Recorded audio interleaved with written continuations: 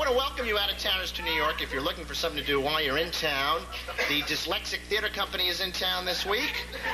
They're putting on a production of Annie Gets Your Nug. So,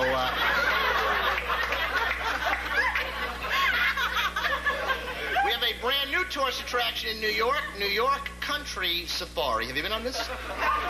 This is when you drive through the center of New York, and junkies and murderers come up to your car,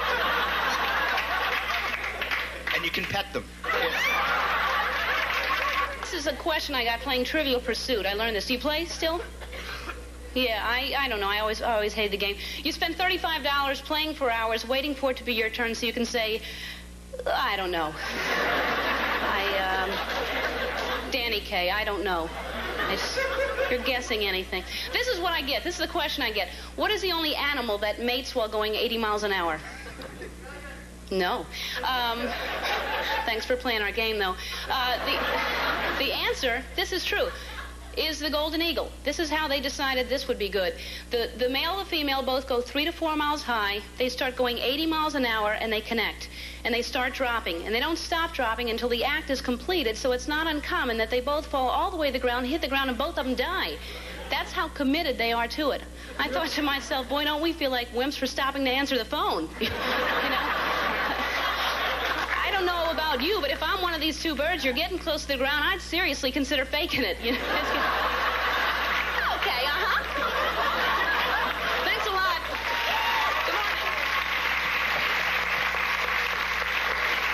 Coming up next, you'll remember an old friend and a very funny man, our former sidekick. File. Where do you see boxes like this? Look inside for a free surprise. What a country. Of course, you have to dump all that stuff to find it. See, in Russia, for this, they give you life.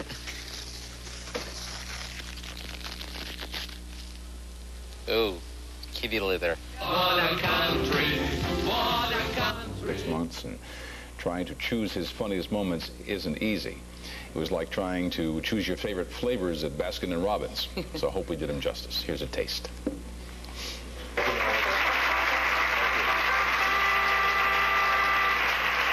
Thank you.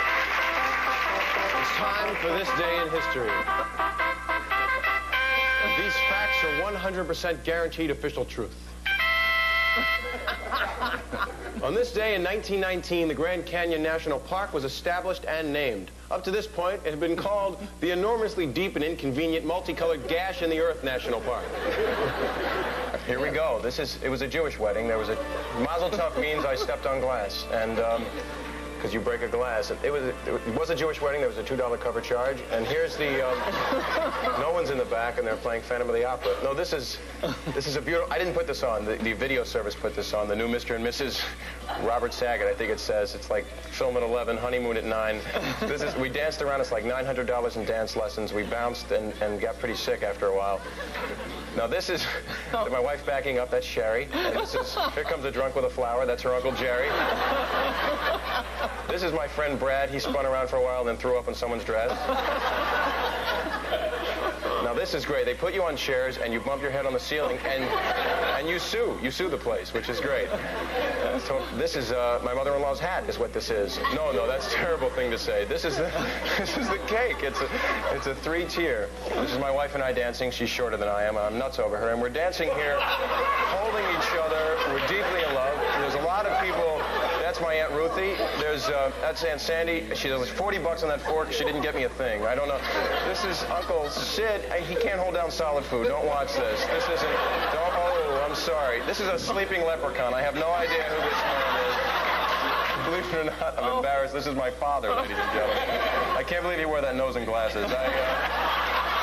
On this day in 1630, the Indians first introduced the Pilgrims to the concept of corn popped over heat, or popcorn. In return, the Pilgrims introduced the Indians to the concept of goobers and raisinets. This is true stuff. On this day in 1972, George Washington signed a bill creating the U.S. Post Office. And he also mailed its first letter, and today, 195 years later, that letter has finally arrived at its destination. Here we are, Slides of Egypt. This is Sherry and I. The one on the far left there with the nose job, that's the Sphinx, all the way to the left. To prove that we're there, let's go to the next one. This is like a 65 green Rambler. You have no idea how it got there. It took thousands of slaves to build this thing. No one knows how it got there. 65 green Rambler. Moving on here. These are my friends Arnold and Jerry. These guys are amazing. They sit there with hammers and they break up rocks and they break them into sand. These guys actually make the desert. It's unbelievable. We can go on. I'm just holding my wife in front of this beautiful exhibit. I think it's the giant Ramsey's toilet bowl exhibit right here. We can move on. This here is amazing. These are sphinxes. I love these things. There's tons of sphinx pictures. There's another sphinx. Anytime I was with a sphinx, I took a picture with it. The next one is Horace, a close personal friend of the sphinx, and I liked him a great deal, as you can see. Oh, Sherry and I went there. I have to correct. This thing, I put 75 cents in it. It didn't shake. It didn't move. Nothing.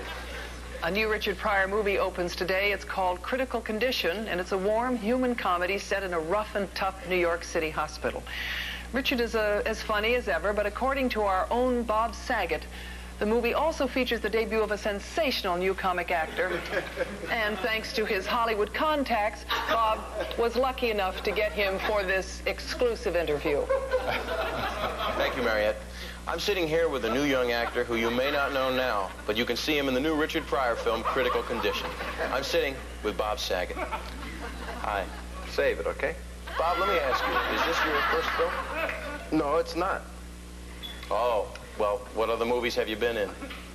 Just some small parts and some small movies with some small people. So it must have been amazing for you to be working with Richard Pryor then. It was.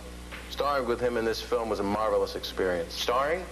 Bob, I don't want to nitpick here, but it said in the press kit that you had a featured role in the film, which I think would mean a smaller, more supporting role, wouldn't it? Okay, so I'm co-starring. What's the difference? It's just words. Let's be honest here, Bob. There are several main co-stars in the film. You're not even in the opening credits. I mean, there's Rachel Chickerton, Ruben Blades, Joe Montana, Bob Dishy, Sylvia Miles. And they were all wonderful to work with, especially my director, Michael Apted. He originally wanted me for Richard's part in the film, but I had these scheduling problems, so I decided to take the part of Dr. Jaffe, an idealistic young intern. I really wanted to stretch myself as an actor. Sorry to backtrack here again, Bob, but isn't it true that you were lucky to get any part in this film at all? What are you talking about? I'd heard that they were going to hire another actor for the part, but he wasn't available, so they decided to just give you a shot. Where did you hear that? Did Michael Apted tell you that?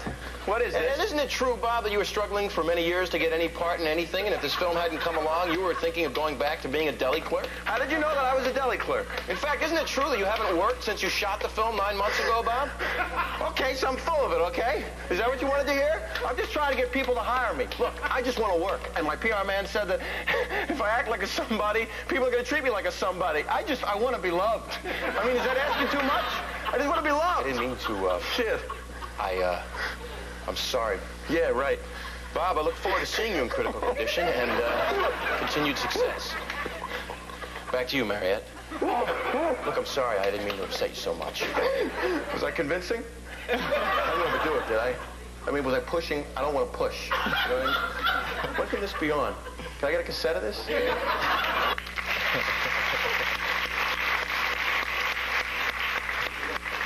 We'll be right back.